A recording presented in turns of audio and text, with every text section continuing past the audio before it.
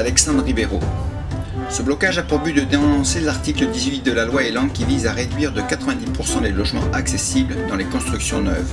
Elle fait également écho à l'action de nos camarades toulousains de mardi dernier afin d'envoyer un message d'union. Hier c'était Toulouse, aujourd'hui c'est Bordeaux, demain une autre ville et peut-être après-demain ça sera tous en même temps. Alexandre et Raphaël, pourquoi vous êtes là? On est là pour protester contre la loi Elan et plus particulièrement l'article 18. Et donc on est là pour bloquer la cimenterie de Lafarge qui trempe dans les affaires du gouvernement Édouard Philippe. D'accord. Et cette loi Elan, donc, qu'est-ce qu'elle dit particulièrement? Alors, la loi Elan, c'est que dans l'idéal, pour l'instant, la loi prévoit que les logements neufs qui sont construits, il y en ait 100% qui soient accessibles directement pour les personnes en situation de handicap, comme moi, comme Alexandre, voilà.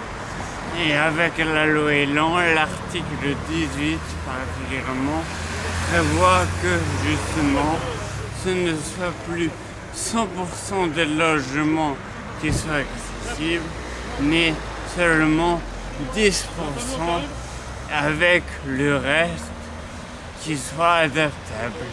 Et donc, si quelque chose est adaptable, ça veut dire qu'une personne en situation de handicap va acheter un logement et un mois plus tard va pouvoir entrer dedans. Alors que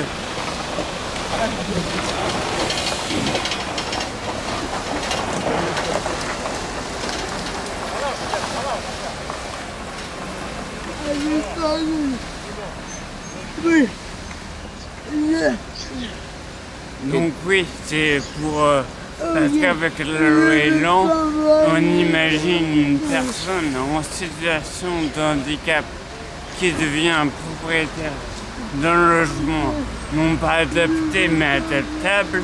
La personne devra attendre un mois ou je ne sais pas combien de temps que le logement lui soit bien adapté, alors qu'une personne validée pourrait entrer directement dans le logement. D'accord.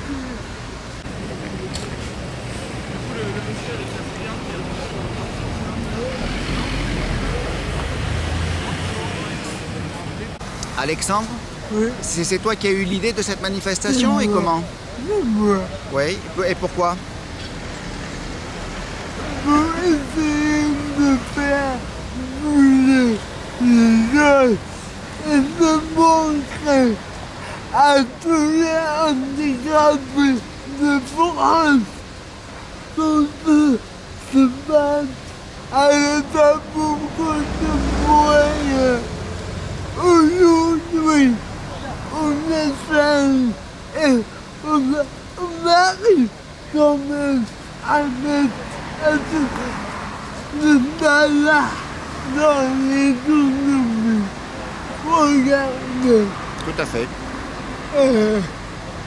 Merci. Tout d'abord, je tiens à dire qu'actuellement ce n'est pas 100% des logements, car une résidence avec moins de 3 étages, en général, il n'y a pas d'ascenseur, donc seul le rez-de-chaussée est accessible. Ensuite, tout le parc immobilier ancien est inaccessible, donc la France manque de logements pour les personnes à mobilité réduite. Tout d'un coup, on est très loin des 100%, en sachant que le parc immobilier neuf représente moins de 2% du parc total. Autant dire 10% de 2%, c'est ridicule.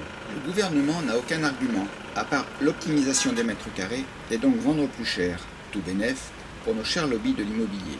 De plus, il n'a pas prévu de réserver les 10% aux personnes qui ont besoin d'un logement accessible.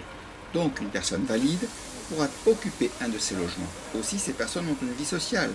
Comment va-t-elle aller à la crémaillère de son ami si celui-ci habite au deuxième sans ascenseur? Sans oublier que la population française vieillit et ces personnes auront besoin d'un logement accessible. Là aussi, on craint avoir compris la stratégie du gouvernement, enrichir les EHPAD. Pourquoi Lafarge?